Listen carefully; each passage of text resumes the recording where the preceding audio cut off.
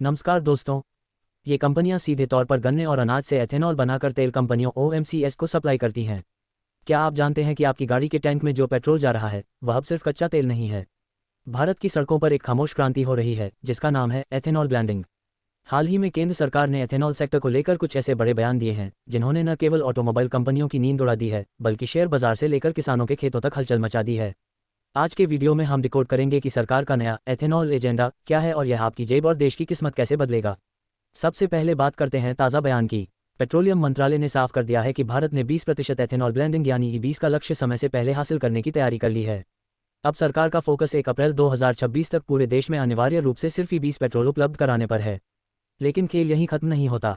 हाल ही में कैबिनेट की बैठक में यह स्पष्ट किया गया कि अब चीनी मिलों को एथेनॉल बनाने के लिए किसी भी तरह के कैप या प्रतिबंध का सामना नहीं करना पड़ेगा। सरकार ने गन्ने के रस और बी हेवी मोलासिस से एथेनॉल उत्पादन पर लगे पिछले साल के प्रतिबंधों को पूरी तरह हटा दिया है। यह चीनी मिलों के लिए एक बड़ी राहत है। सरकार का एक और चौंकाने वाला बयान एथेनॉल के कच्चे माल फीडस्टॉक को लेकर आया है। अब एथेनॉल सिर्फ गन्ने से नहीं बनेगा। सरकार ने एफसीआई भारतीय खाद्य निगम के पास पड़े खराब या सरप्लस चावल और मक्के मेज के इस्तेमाल को हरी झंडी दे दी है। सरकार का विजन है कि भारत को शुगर बेस्ड एथेनॉल से आगे बढ़कर मल्टी फीडस्टॉक एथेनॉल हब बनाया जाए। इससे फ़ायदा यह होगा कि अगर किसी साल गन्ने की पैदावार कम होती है तो भी एथेनॉल का उत्पादन नहीं रुकेगा। इसके लिए मक्का उगाने वाले किसानों को एमएसपी पर बड़ी गारंटी देने का वादा भी हालिया बयानों में झलकता है।